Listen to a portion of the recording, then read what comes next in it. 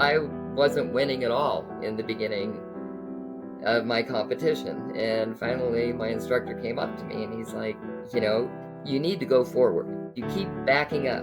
You need to go forward. And I'm like, I don't want to go forward. I'm going to take a side kick right in the stomach. And he's like, yeah, but backing up isn't working for you.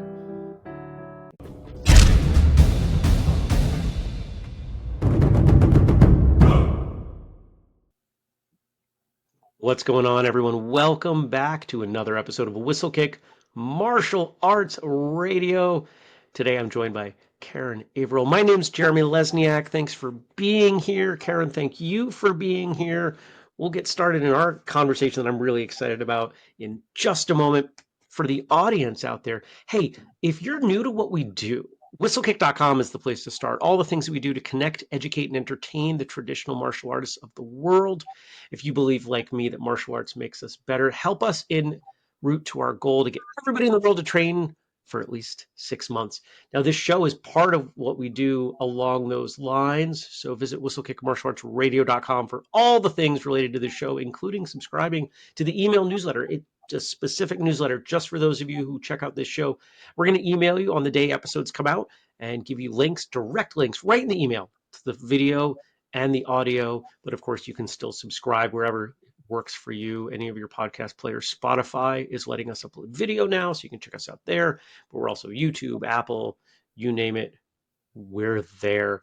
And with that, we're here. Karen, thanks for joining me today. How are you doing? Oh, I'm doing fantastic. Thank you so much for having me. It's like, Thank you. well, and thanks to Gabe and Jenny. They were kind of the ones who, Gabe and Jenny Sue kind of both have been put on my the name show. in. Two of my favorite people. Aren't they the best? They really are. I Do, mean, do it's you have amazing the people I have met in oh, the martial arts there.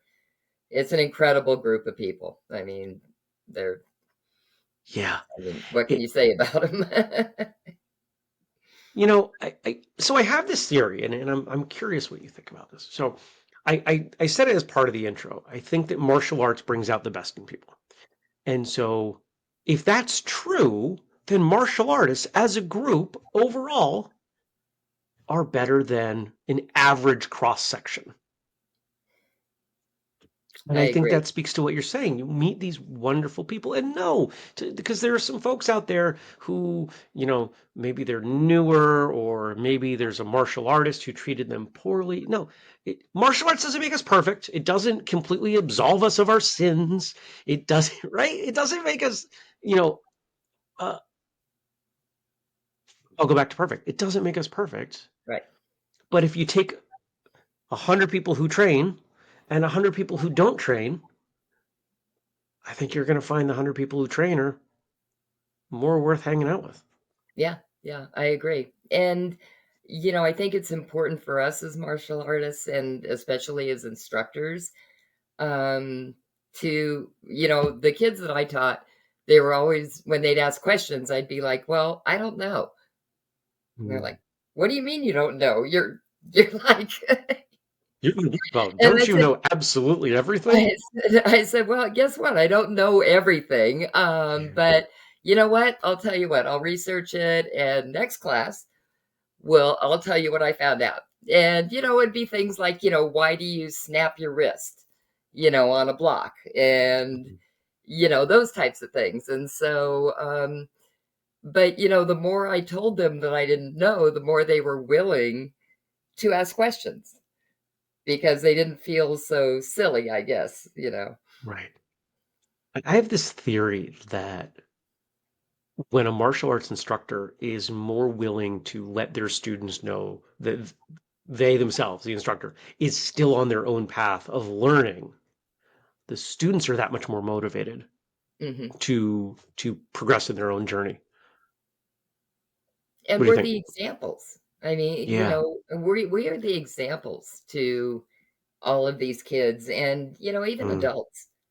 And so we have to sit there and be honest with them hmm and encourage, questions and motivate them, to be Yeah. like we are. And, it goes back to all of the people we know in the martial arts and how amazing they are. Mhm. And, to see their kids growing up and their families and, it's kind of like I always told, my kid, I call them my kids. I don't have children, but You're not the only one. you know, it's like I always told them, it's it's really nice that I don't, and this is actually when they got older Mm. because, here we are 20 years from now, and some kid who's 24, 25, is like, you probably don't remember me. And I'm like, well, if I do, you were probably a lot shorter and a lot younger. And but I did find that, if I could, like, cover their eyes and just look at their eyes, I recognize Ooh, fascinating. so many of them. And Oh. I always tell them, I says, you know what? Does my heart good to never see your names in the police reports. And they're like, yeah, well, that's because we knew you knew where we lived. And Mhm. but it's like I said, being the examples. I have seen a lot of, and I guess it was really early on in the tournaments, where schools and instructors were very aggressive. Mhm. And I mean, my little kids were, all of a sudden they were like grouped around me and terrified, and I'm like, what's going on? And I look over, and here is this school, and they're chanting "Die, die, die."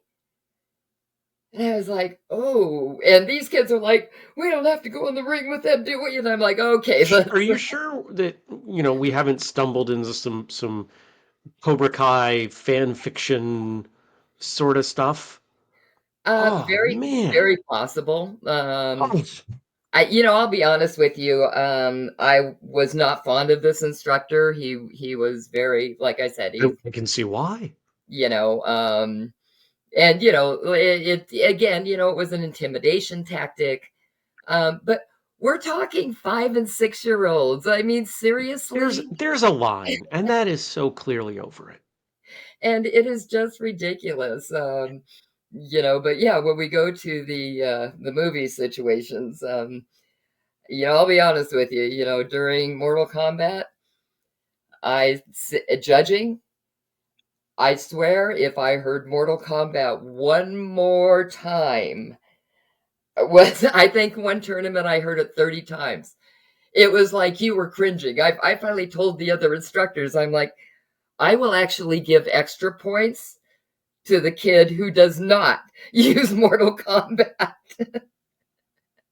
It's for I think it was 1 to 2 years. It was the music that I used in Grands, and there might only be two or three people who could possibly listen to this that will know the next piece. And so, but I'm not even going to name the person. There was somebody I knew who I loved. I looked up to this person very well. And at the opening, when in the music the person yells Mortal Kombat, that's how this person opened their form. They would yell Mortal Kombat with the music. If you had 30 in a day, somebody else did that. Yeah. Oh Oh, yeah, they were all. I mean, it was crazy. It would be like, and it was great because again, it was a range of people. mm. It wasn't just the kids, it was adults too, and but to see a little 5-year-old, going Mortal Kombat, it's just, but First, like I said, after however about many the times, right? 30th one, you were just like, you could just Yeah. see everybody just tensing up. But, always fun times and fun stories, it's, but Mhm. yeah, I don't know, the movies were always interesting, like I Yeah. said, no, you can't run through a warehouse with 20 guys shooting at you. Well, you can, but probably not for very long. And, It's probably it's a short scene in real life. yeah, and, you can't kick guns out of people's hands. Um, but yeah, there was a lot of training sessions and classes Hmm. um, when all of the martial arts movies came out, and they saw people doing amazing things, and you know, they're like, we want to learn how to run up a wall and flip backwards. And I'm like, so would I, but you know what? It's This not is going to not be the place for happening in that. our lifetime. Yeah. So, Now we're talking it, about competition. You have a shirt that, if I'm reading it correctly, suggests it is a competition, a martial arts yes, competition. yeah, Okay, so it's a tiger. I saw Northwest Nationals. It had that tournament shirt vibe. yeah. If you The way you're talking about competition suggests to me that you've been to a few of them. Oh, yeah. Maybe not Yeah. a casual attendee or casual competitor. Am I getting that right? Oh, yes. No, I have been in competition since I was probably like 23. So 40 some years. I wasn't gonna guess and do math. I always I'm let the six, guest do the I'm math. 69 right now. I'm fine with telling people, it's like, so, and, did national competitions and, was, Mhm. rated first nationally at one time, in fighting. And, yeah, did a lot of competitions. And then I kind of got to a point in my life where, I was like, I think I'm going to let the younger generation kind of take Why over compete? the mantle. What's Why that? compete? Why would you compete? And I ask this because you said you started in your 20s, and most of the people I know that are heavy competitors started competing in their youth as part of the early stages of their martial arts. Now, I don't Mhm. even know when you started training, but I don't know too many people that start competing in their 20s and do it for decades.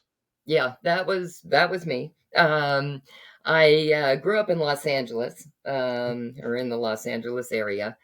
Always wanted to learn martial arts, but we couldn't afford it. And so when I moved to Oregon, I started working out at the gym over at Chip Wright's, and they have the karate classes up there. And so I was like, man, that just sounds like so much fun. I wonder if, I can switch out my gym membership for a karate membership. Hmm. And so, we did that, and I started training right around 23. It was known as well, it still is. It is known as a fighting school. Mhm. And so a lot of our focus was on fighting. Um, pretty much you started being an instructor, you know, after a year of training easy. Started as assistant instructor and then went on.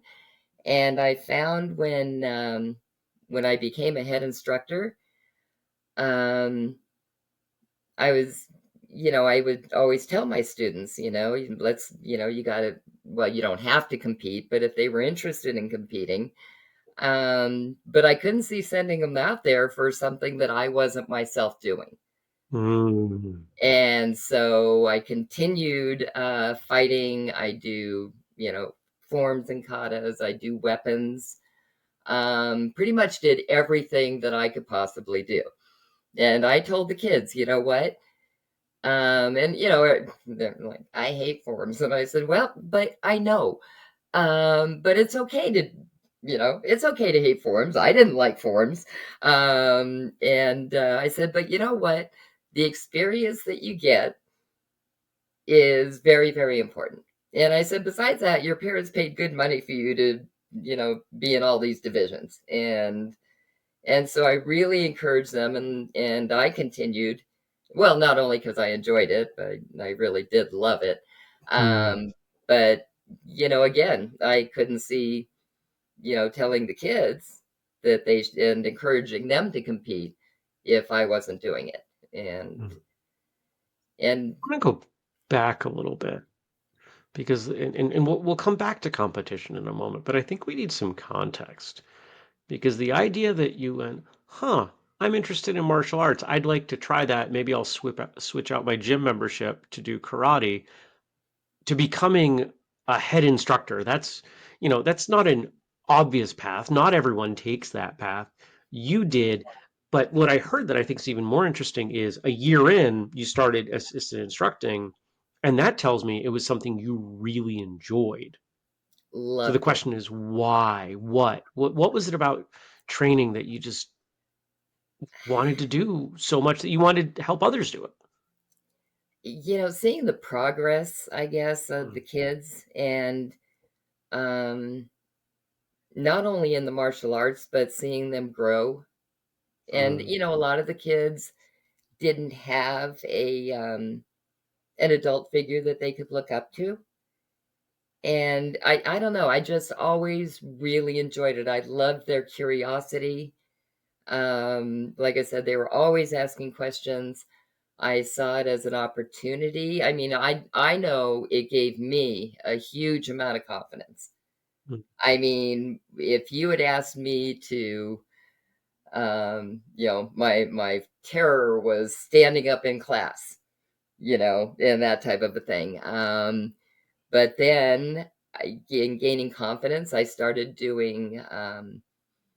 We would always do demonstrations at like mm, the county fairs and that type of thing. And so all of a sudden, I kind of advanced to, wow, okay, I feel confident enough to do this, and started doing that. And, it was just, the martial arts was just a huge confidence builder for me. mm. And it's a complete turnaround to the way I am. I was really more the shy um, kind of a person. And I kind of tell people that I'm now breaking out of my shy, unassuming mode. And You the don't, ones you now don't, are like, I've you done had, enough of these. You they're don't like, you strike had me as one. shy. It's like, and so I think it was just a natural progression. Mm, Wanting to give that same confidence to children. And mm, so, and then of course, it expanded into, making them good people. We'd do kickathons for autism. One year they did a kickathon and they got enough money up for a little boy who needed a wheelchair. mm, And, we'd go and deliver dinners during the holidays. And, a lot of the instructors were like, well, no, I'm just going to go deliver them and I'm not taking the kids. And I'm like, wow, this could be such a great learning experience for him. And so I'd always take the kids, and one of them came out going, I never knew people lived like this. And it was huge. It was a huge impact. And mm, so, yeah, I think it was more the confidence builder that I gained that I really wanted to pass on mm. to kids, especially. I mean, they were. I loved them. I absolutely adore children. There's something in what you're talking about that suggests to me something outside of martial arts. Maybe it was the way you were raised. Maybe, doing the math. I don't know if you went to school, but the way you're talking about kids sounds like someone who came through an early elementary education program. I went to Catholic school throughout my Right? entire life. I did.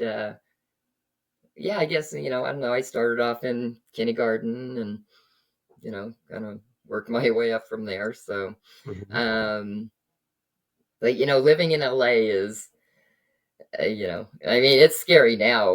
But it was scary 30 years ago. It hasn't changed. Yeah.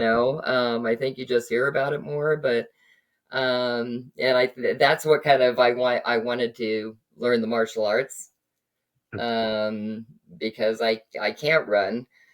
So you can ask any of my track teachers. So I figured I'd have to fight my way out of a situation Right. and and learn, you know, how to avoid them. So So yeah, I don't know. I guess it Okay. kind of just went from All right. there. So let's go back to competition. So you start training, fall in love with training, start teaching. I think I'm hearing fall in love with teaching, start competing, and you didn't say it, but it sounds like fell in love with competing. Oh, definitely, definitely. Why? I'll be honest, even do it in form still, just give me weapons, give me fighting, I'm good with that. Forms are always difficult for me, and so I can Sure. really relate to, the kids that can't do, that have a hard time with it. But Yeah. yeah, absolutely love the competition end.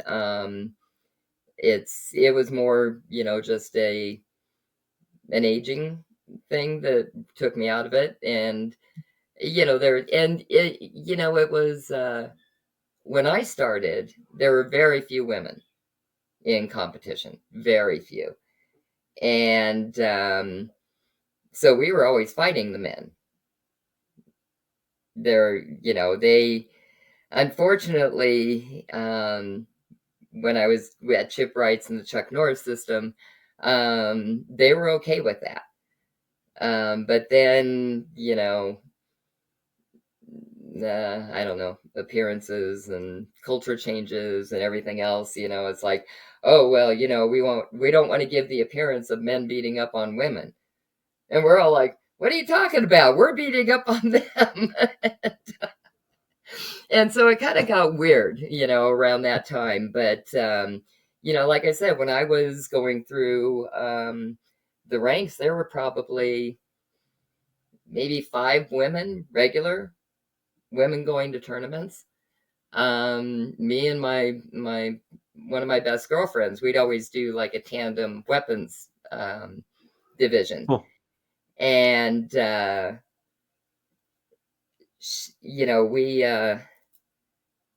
we went to Las Vegas for an international tournament.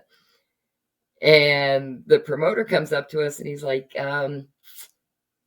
so we're gonna have you guys fight together the first fight. He said, because we only have 5 of you. And I said, we did not fly 1,200 miles to fight each other, to do the same thing we do every day. It's like, and they're like, well, we don't have enough women. And we're like, fine, let us fight the men. mhm. And they were like, well, they actually considered it, but then they opted against it. But yeah, no, there used to be a time where, I actually went to a competition where men and women could fight Mm. together. So, And this is such an interesting subject because when I've had the chance to talk to a few people who trained, back in the 60s, and they talk about this really interesting early period where nobody really knew what was going on, even the instructors, right? So many of them had earned rank from serving overseas and they had, 1, 2, 4 years, right? And not to say that this is everyone, but so many of them, they had a few years of training and everybody was just kind of figuring things out. And I've heard some of them talk about women being in the class, but there was no gender distinction. It was just everybody was there. And yeah. sometimes it was, and the kids are there, and the kids are held to the same standards, and men, everybody's held to the same standards. And I can absolutely see, okay, here are some places where maybe that doesn't go so well, but there's also something really, I guess I'll use the word fair, something Hmm. really interesting and fair about it. And what I'm hearing from you is that's kind of how you liked it. Oh, definitely. I always love not being able to differentiate between genders. Mm, I didn't see any. Well, again, it was a different time. We never even really thought about it. I guess it was just, I don't know. That's just the way the classes were, and yeah. everybody fought together, and I don't know. We never really. We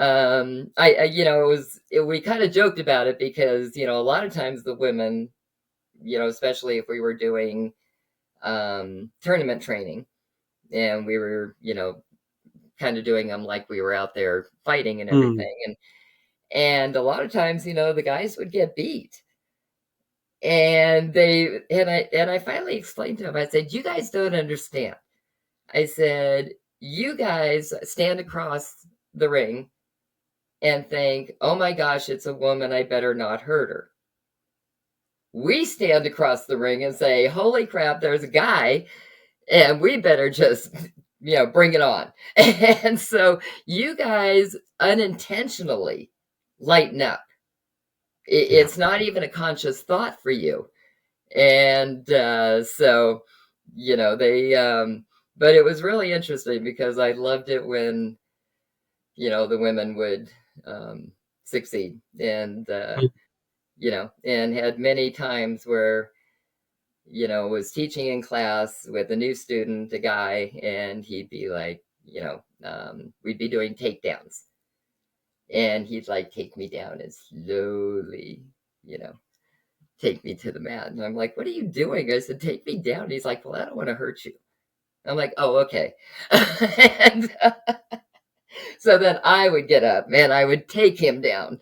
And Yeah. I'm like, this is the way we do it. And you're not going to hurt me. But, you know, I and grew up with we a didn't very fight. capable Oh, I'm sorry, I'm talking Oh, over you. Go ahead.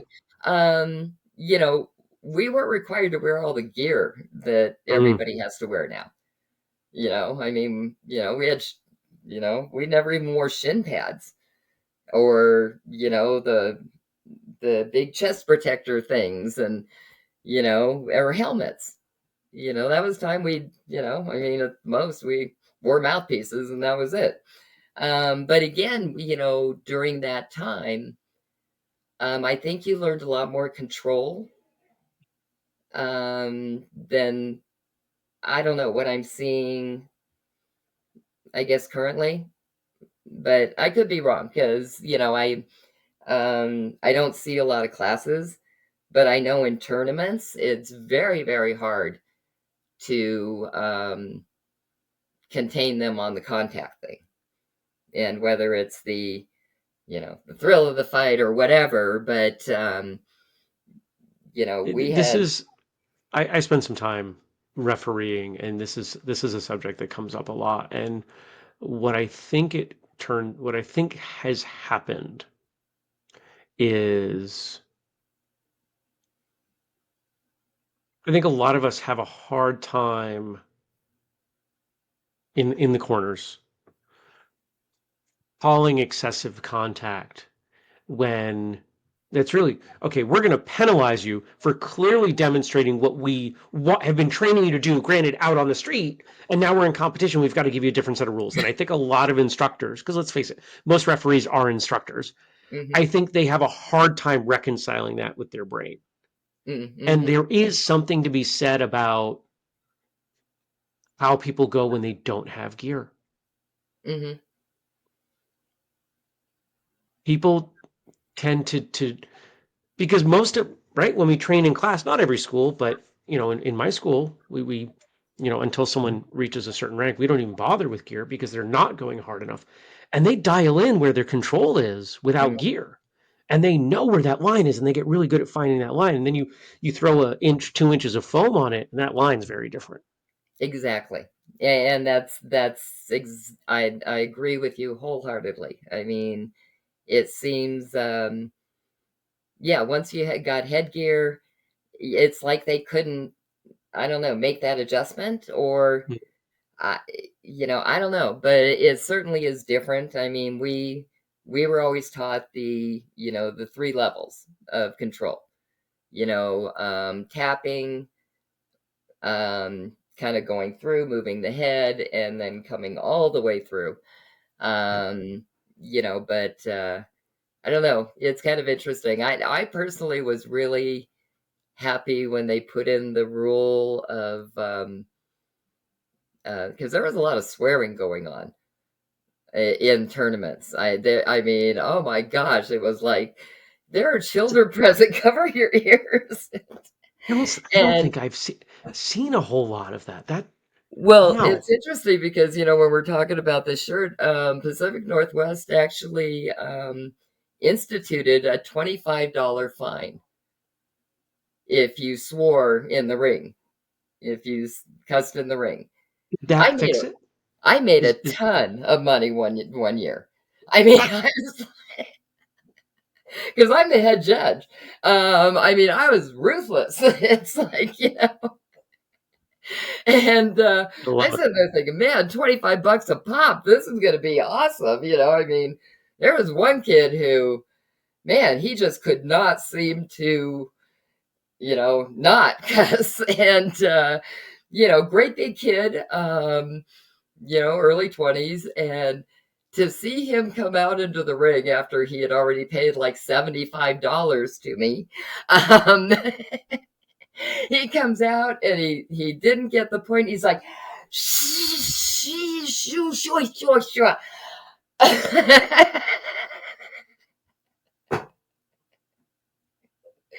And I That's was great. It like, sounds like he needed a bigger mouth guard well, so he yeah. couldn't talk. Because then you wouldn't know. Well, and again, that was kind of the time where mouthpieces weren't necessarily required. There was a lot of stuff we did that, because there was no Well, head there was a contact. lot going on that doesn't fly Um, now. Yeah. there was no head contact. And again, I think going back to the helmets, you see a lot more head contact when before we didn't see any. And so, yeah, it's the transition of tournaments has been interesting. I would really love to ditch the poodle skirts, but Okay, what? the, they have the creative competitions. Uh-huh. I was actually at one where she came out in a poodle skirt, and it Is was, this instead of a hakama? well, Is this the idea that we've said, we're she just was going to be a little more creative with that, or is this just we've she was abandoned belt and uniform entirely, and now yeah, we're wearing whatever? it was a time when they could pretty much wear whatever. That has kind of gone to the wayside, fortunately. When the movie Mask came out, bunch of kids came out with those masks to do their competition. And I'm like, okay, you know what, guys, we gotta dial in here, and but yeah, I pretty much drew the line at poodle skirts, and I Now, was anybody wearing the poodle skirt yelling Mortal Kombat? no, fortunately. Okay. And I don't remember what it was, some kind of almost like a, I don't know, like a vintage kind of like a bebop kind of a song, and that she was doing her competition to. But like I said, I Mhm. was, thank goodness they finally stopped those. It sounds like somebody watched a little too much figure skating Yeah, and was really jealous of that style of competition. I And was just said, I'm impressed. just going to do as much of that as I can. I was sitting there looking at this, and I think I wore one of those one time. In the first place, my But mind went was, okay, so poodle skirt, I'm going to wear a zoot suit oh, well, that would have when I been the kid compete. in the with the mask. Oh, right. I Yeah. paint my face green. Yeah, do it all. It was actually kind of interesting because he used his watch as kind of a weapon thing, kind of like Okay. a weird little nunchuck.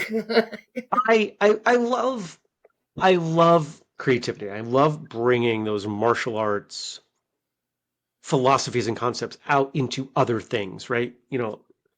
And for those of you out there, if you've never gone out to your tool shed or your garage and picked up a rake or a shovel and tried to implement what you've learned with a bow or any other martial arts weapon, assuming you do weapons, you should, because Mhm. you're far more likely to have a shovel or a rake handy than you are just a plain stick, right? Right. Do it with a broom. A broom is a great example too, right? But in the sense of competition, we are traditional martial artists, and there is a line. It doesn't have to draw the line in the same place, but I feel like a poodle skirt is almost I feel like they should have known. Maybe you Well, I put guess like a poodle patch maybe if you're on using it as your a top or distraction something. technique, you know, I mean, Yeah. it's like, I mean, I can I, almost guarantee, you know, if I was somebody attacking someone and they were wearing a poodle skirt, I'd be distracted. Nope. Then they'd then It have the does take chance all to kinds. take the first shot, but Yeah. Right. no, interesting, interesting times. It's you know, like I said, seeing the transition from different things Yeah. has kind of just been a high point.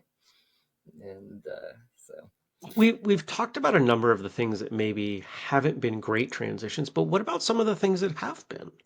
I'm sure you've watched things happen in competition now versus then that you look and you say, that's great. oh, definitely. Oh my gosh. I, you know, like you said, the creativity is incredible. And the weapons that, I mean, there are weapons that, you know, that I've never seen. And, or I've seen them, but I didn't know how they were used. And, Sure. you know, but I've seen, you know, I mean, I've judged a guy with a whip, which was very cool. Judged another one who had one of those, you know, I mean, this was the flags with the chain with the flags on it. Yeah. I don't know what those are called. Me either. His was really, really long. I mean, like, you know, 20 foot. And he is like whipping this thing around, you know, over our How big heads. were your rings? And, well, he Or pretty much, was he running it yeah, overhead? yeah, it Okay. was running overhead. And That then was the he, first thing I thought is as yeah, someone who often sits in a chair, I'm going, okay, 20 feet yeah, ring. I'm and getting yeah, hit. no, he was doing it overhead and then he'd gather it up and then he'd like go down to the bottom and then fling it out to us. And every single judge was like, with their boards, you know. I mean, I know we're supposed to trust them, but I don't know. My trust only went that far so far, but and so you know the transition of weapons, you know, and again is I'll be the first to admit, again, I don't know everything. So when they first started doing the when I became the head judge, when they first started presenting me with the weapon to check it, Hmm. you know, and I'm like, okay. And the first time that happened was with a staff with a bow. And I was like, thinking to myself, boy, I have no idea what I'm supposed to be doing here. And so anyway, so, but hey, you know, fake it. And, you know, so I All you can do. put it in my Yeah. hands, you know, I kind of put it in the middle to see the balance, you know, and that kind of a thing. And, you know, and then we were good. And, but, you know, and again, you know, the side judges were like, this was when they first started doing it. They're like, wow, I've never seen that. It's like, glad I Hmm. was here to, you know, so you can explain what was going on. And I'm like, well, that's all fine and good, but you know, I'll be honest with you guys. I had not a clue. One of But my favorite things about tournaments is that even though there are some regional differences, there are some extreme differences between schools. oh yeah. And just getting to watch that, not just in the forms themselves, but just the way people operate Hmm. is Hmm. fascinating. The way some schools will coach their students on here's how you present your form versus others. And some of them Hmm. it's a you know it's a 10-minute soliloquy on the entire lineage going back to Adam and Eve. And then others, they're like, hi, I'm Tim. And then they do their Yeah. form. I found I do a lot of head nodding, you know, especially if they're speaking, you know, Japanese or Korean or something like that. And I just know, you know, when their lips quit moving, that I can nod and bow them in. And again, you know, one of the judges was like, "What do you say?" And I'm like, "I haven't a clue." You know, it's like, but I think that was the other fun thing. And Rick was probably the first one. You know, that just regularly has me as a head judge. Rick You know, Rick Cropper. Yeah, you're Rick talking Crawford. about. Yeah, who's been on the And show? which, by the way, Mighty River Classics are coming up Ah, November 1st in yes. Portland. Okay. But We're recording this for those of you watching. We're recording this the end of May of 2025, but that's an annual event. So if you yeah, want to, head out to the Pacific Northwest in November for a good sized tournament. well, it's right after Keep it Halloween, so we can sure. celebrate Halloween at the same time. There And you go. the problem with Portland is you dress up for Halloween and nobody knows you're dressed up. So,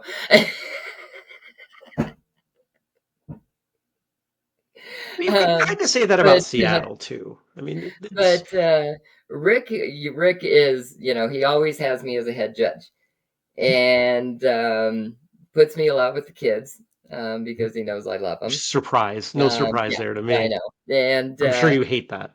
but yeah, it's but being able to, he also likes it, I think, because he puts me a lot with new instructors or new Mm, judges, people who have not had a lot of experience judging.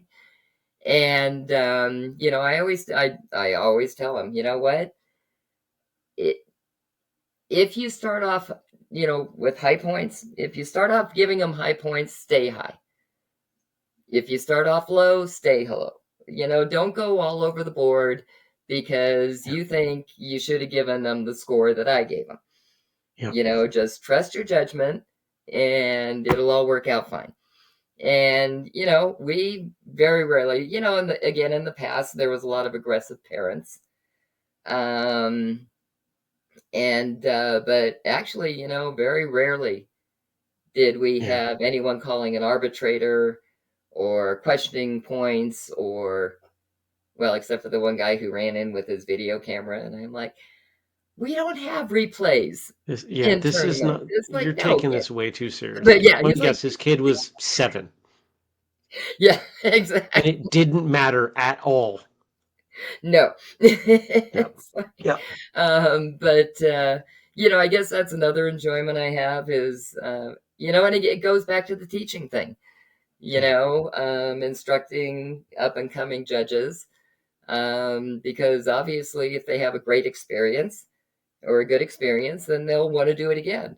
Mm, Um, I mean, I've seen, others who have kind of berated their side judges and, it's not a good experience for them. So, but it's hard for them. I mean, I understand, I'm, having to call someone because they're, calling points late, and basically waiting for everybody else to do it. And again, that's a lack of confidence.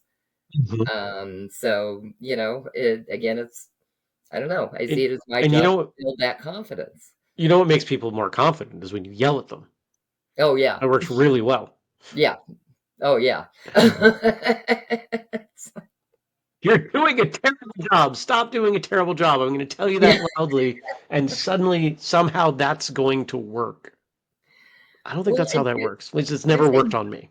yeah, choosing words carefully, the Yeah. difference between, you know, um, don't fail me versus make me proud Mm, is huge in a that's a big competition. difference. It's a huge difference. Yeah. And even when they took last, I would always sit there and I'd point out everybody sitting in the bleachers. And I'm like, you see all those people out there? They don't have the courage to come in here and fight like you just did. And, it really doesn't matter if they came in last. I always ask them, did you try your hardest? And they're like, yeah. And I said, well, then you're a winner because you It tried. we all like to win, right? We all like to know that we've done a good job.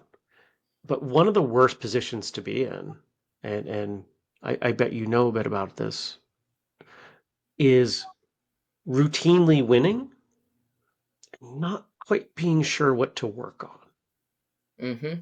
If you're getting second or third, you've got a few things. If you're coming in last, you pretty much can work on anything, right? You just need to apply some. You just need to keep showing up, and you'll get there. That was actually the beginning of my tournament experience. I was at the back of that line for a year Mm-hmm. before I started to figure things out. And I see kids now, and I'm not a big fan of participation awards. No, me either. Maybe something, maybe stickers, something, but not.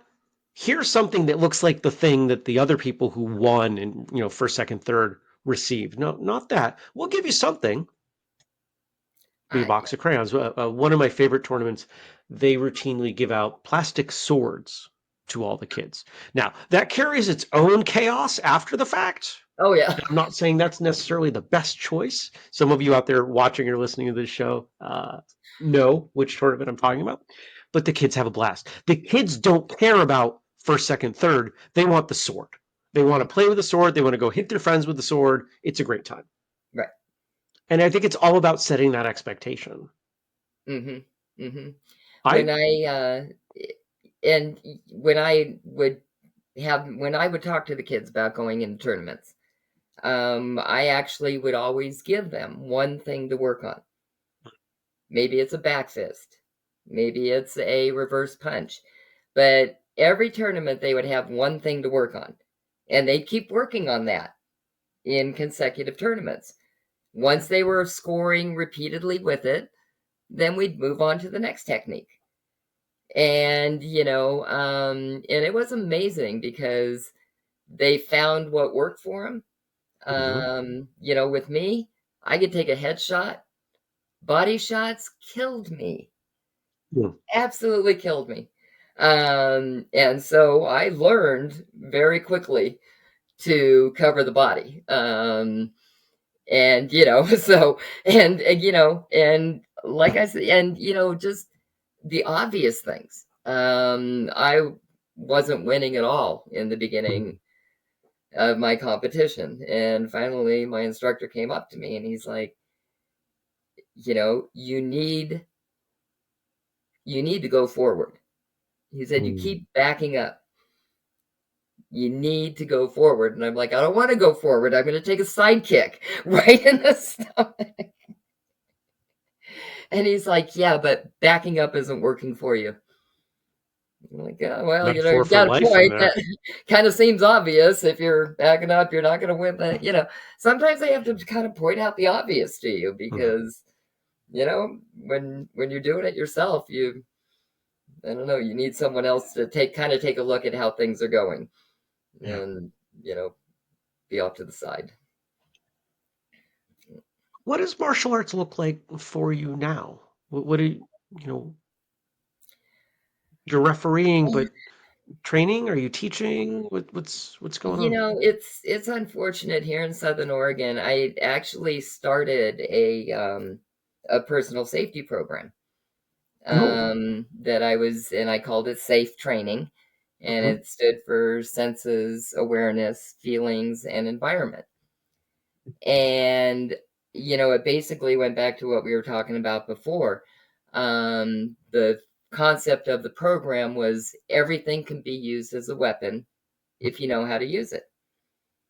And so I had like bins of books and, alarm clocks and, book just is a kind of great everyday weapon. items. And I was really trying to promote it in the schools.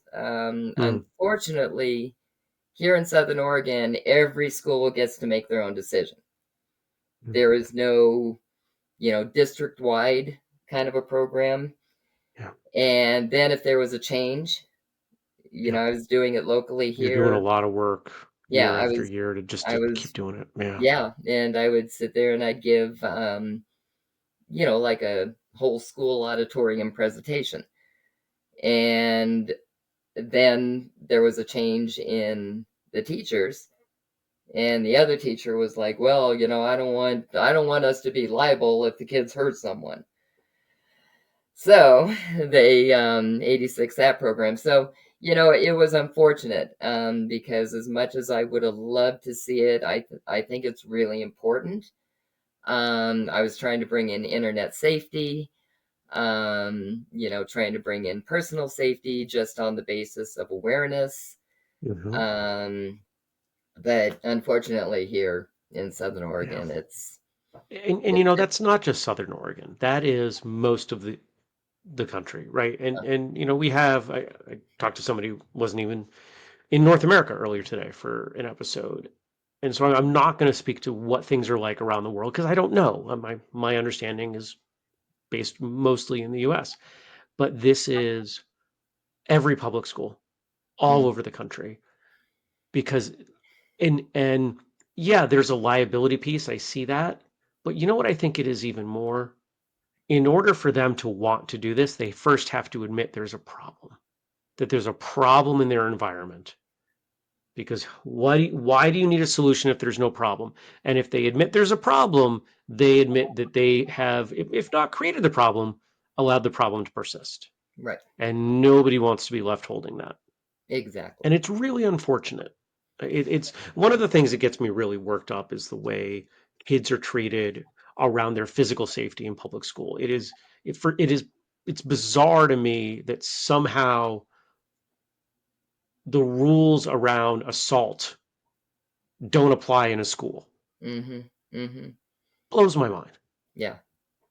I'm actually really glad that um, I'm not glad I'm not teaching kids, but I'm glad I'm not seeing,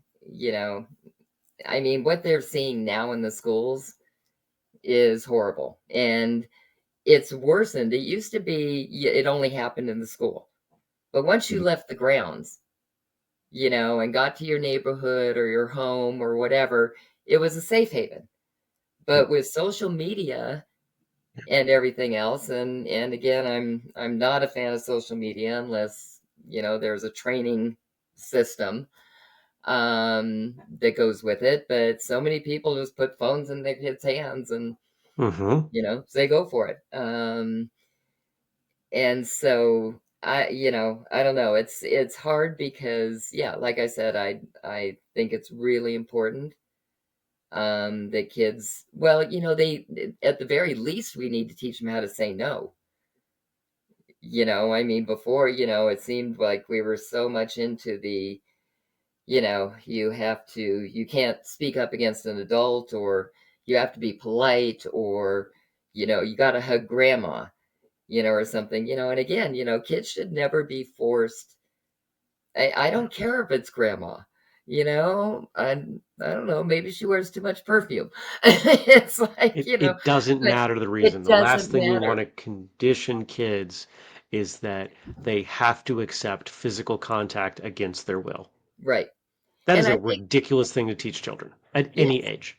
And I think another reason why we're not seeing it in the schools is we don't have the proper training programs. Sure. A lot of the things that people are taught to do are pretty much worthless in, an environment. Yeah. I was training flight crews for American Airlines, Mm. and which, wow, that was a lot of fun. And that was when, right after, 9/11, Mhm. and our government put in the mandatory training for flight crews, but they didn't fund it. And so, anyway, but it was going all over the country. They had a mock-up of an airplane that Mhm. a film company let us use. Kind of just was like the interior of a plane. And so we actually got to train in their environment. And so all of a sudden the pilots started showing up. And so I was talking to the head guy. And he said, yeah, he said, well, we've been hearing about this, so we thought we'd come and check it out. And I said, well, you guys should join us. And they go, oh, we don't need to. We got guns. And I'm like, okay. I said, I would be really interested to see what they've trained you to do. And I said, let's go to the front of the plane here and, go into the cockpit area. And I said, okay, so there you are sitting down and you're strapped in your harness and everything. And, all of a sudden, terrorists, they're banging on the door. Passengers are screaming, chaos is going. So what happened? What do you do? And he's like, well, the first thing I do is I take my gun. And I said, no, let's start from the very, very basics. I said, first you have to get out of your harness, right? He's like, oh yeah. He says, got to get out of my harness. I got to release those. And he said, and then I got to get because the gun and the ammo is kept in two different places. Mhm. And he says, so I got to get the lock boxes. He has a key ring that had like 25 keys on it. Nothing is marked. Nothing is color coded.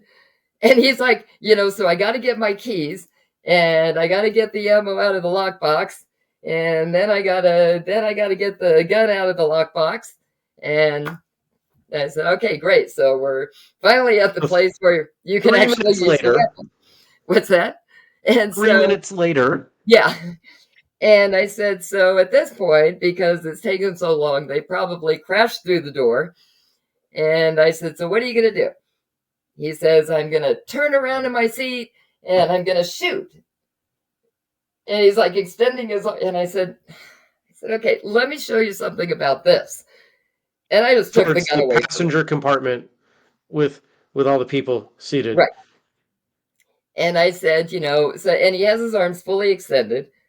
So I took the gun out of his hand very quickly. And I said, okay, the first thing you want to do is you want to keep your elbows in, keep the gun tucked to you. And that way the guy can't take it away from you. And I said, and the reality is, do you really think the first person through that door is going to be the terrorist? He's like, well, who else would it be? I said, your flight crew. I said, they're already holding him hostage. And so sure enough, we changed up all of their training and we did it with the flight crew.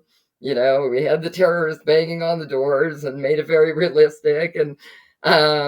And we taught the flight crews that the minute you come, if you're in a situation like that, the minute you go through the door, you climb into the lap of the co-pilot. Get out of the way because you know what? He's going to want to shoot you. And so, again, it seems like whatever program the government set up for the pilots was pretty worthless for them. And after that, then we ended up having like all of the pilots. This guy's like, we all got to go to these classes. So it was great. And, and I still do it. I still tell the flight crews, that I'm a 4th degree black belt. And if they need assistance, they know where I'm sitting. And, I think it's just something, again, as martial artists, we should do. Yeah. I mean, you don't want to announce it to the whole plane, but Right. My feelings on social media aren't far off of yours, but one of the things that I have enjoyed recently is the diversity of content on TikTok. And I bring that up because one of the categories of content that I have not seen nearly this much on up until last year or two are the problems occurring on flights at, however many thousands of feet. And things that start really small, that get really big. People that obviously people causing problems. There's something going on in their lives, right? I don't want to gloss over that, but problems are different when you can't just walk away. mm-hmm. And I find that whole body of implementation of what so many of us train to be so fascinating Mm-hmm. because it's tight. There are lots of people around. In fact, there's probably no situation where you have a higher density of bystanders than on a plane. Mm-hmm. Mm-hmm. Yeah, and usually it just takes one person and then everybody else will jump in the fray. But really never really understood how you can have like 200 people on a flight and maybe 2 or 3 terrorists. And, I mean, I realize you don't want to get shot, but hey, the alternative is quite a bit worse. And, but, I guess I see people more aware Um, but then again, I see people who are like, wow, where have you been? I mean, I Mm-hmm. was in Vegas. A guy came, he had just come from overseas. He probably had 15 pieces of luggage, and he piled it all in the center, and then he walked away to go get coffee. And it didn't take more than probably 10 seconds before airport security was there, carted everything off. Here comes this guy. He's like, where's all my stuff? And I said, they're probably blowing it up in the parking lot, dude. I mean, I am like, who does this? I mean, All the rules around flying are just so funny to me. oh, You know, it's the idea that we've been conditioned that nobody ever steals anybody's luggage, but we don't leave it alone because we don't want to be labeled, as having a bomb, right. right? It just Or, the or psychology around everything with flight is fascinating to me. answering that just amazingly stupid question of, did anyone put anything in your bag that you're not aware of? It's kind of like, okay, let's kind of review that question. It's like, because if I'm not aware of it, how am I going to know that somebody put something in my bag? It's like, but I actually, interestingly enough, ended up being pulled out because, and I don't know what it was on my bag, but they said it registered as bomb residue. It's funny, you have no friends then. No, say your No, friend then. no friends. I was at a karate tournament, every single one of them just, and I'm like, and even the guy, he's like, wow, apparently you have no friends in this group. I said, apparently not if I have bomb residue on my back. But yeah, Oh, I don't know what it was on it, but something did. hmm. And so, Are are there any resources that you put out that are available publicly from either, that training the flight crews or the safety program that you were doing?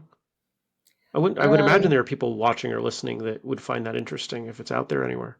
well, for the flight crews, it was set up through the Chuck Norris system, through the World Okay. Black Belt Federation, and we all had to Okay. be certified, Oh, okay. to become an instructor through that program. Got it. Um, he, I guess, more as a personal level, um, so far as resources, again, I'm not really doing that on social media anymore. When I Sure. was, I had a ton of them, but they're Okay. really more I don't know. I guess I mean, I looked to other people, but I really had more my ideas on how to do things. Most of my classes were, I mean, I tried to connect. It's kind of like, and you got to know the age groups. When I was Yeah. doing the ones in the schools, I had teenagers. Teenagers are a really interesting group of kids, There because they are. always want to try and, just mess with you. And so I saw these, three kids, and you could see them nudging each other. And finally, they got this one kid to speak up, and he raised his hand, and he's like, um, and I had my table with all the different things to defend yourselves, and he's like, "So, do you know any ninja stuff?" And I said, "Well," I said, "I've never been trained as a ninja." I said, "But I can make myself disappear." I said, "Come on down." So I brought him down, and he's like, nudging all of his buddies, like, and so he stood in front of me. I said, "You ready?" He's like, "Yeah." And I just took a jacket off the table and I threw it over his head. I said, "Can you see me?" He's like, "That was so cool."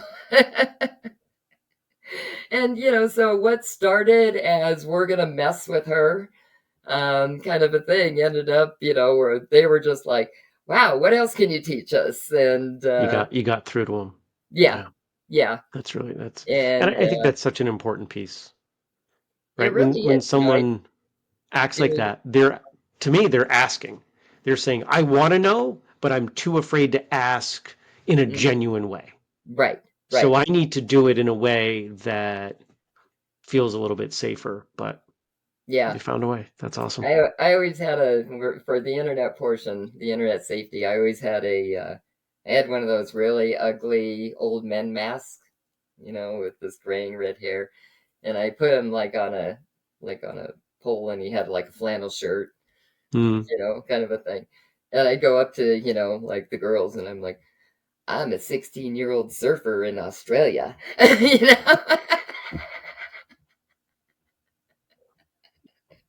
It's And they would fantastic. just be, and I said, it just proves that you never know who you're talking to. And but yeah, you have to do a lot of impact things, I think, to kind of get your point across. I think you're right.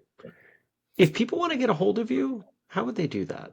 Is there Um, they anything can you can text share? me. They can Okay. text me. They can call me. My number is 530-426-5213. And There you yeah, go. that's the best way. All right. So Listen, this is this has been great. We probably could have scheduled a second hour with the yes, material we just started to open up in the last 10 minutes. But maybe we have you back and we just focus a little more specifically on some of those things. But I do appreciate your time. I'm going to have you close us up here in just a moment. For the audience, there's some important stuff here. And if you are teaching these sorts of things, I hope maybe you give the portions of this episode a re-listen, because I teach this stuff and Karen gave me things to think about, right? So thank you. I appreciate that. And to all of you out there also, don't forget whistlekickmartialartsradio.com. Sign up for the newsletter. Never miss an episode. We give you bonus content, all sorts of behind the scenes stuff and graphics and whatever to get more out of these episodes. And thank you for doing that. Karen, I'm going to have you close this up. What is it you want the audience to think about or do or whatever? What are your how do you it want to is. close? I'll just pose it It's that way. never too late. It is Mhm. never too late to learn martial arts. It doesn't matter your physical abilities, your age, your weight. I mean, it doesn't matter. The confidence that they will gain from it overrides that initial fear. And I always tell people, don't just go to one school, go to several schools, sit in, watch the class, because everybody's like, what's the best style? And I'm like, there is none. They all have their positives. And so just go to different schools. If you like the way their instructors are teaching, then that's the school for you. It doesn't matter what the style is. But I had a family that adopted nothing but physically challenged children. And it was the greatest experience of my life. And these children learned that their disabilities were not disabilities, that they could do just as well. Mm, And it taught the able-bodied children a lot, mm. and even the adults. And so, yeah, I would like people to take away that, you know, if you're interested in doing the martial arts, or if you're interested in doing anything in life, just, God, I hate to say this cliche, but just do it. It's like, because really, if you're in the right environment and you're in the right circle, people will support you, and you're going to gain that confidence that you need.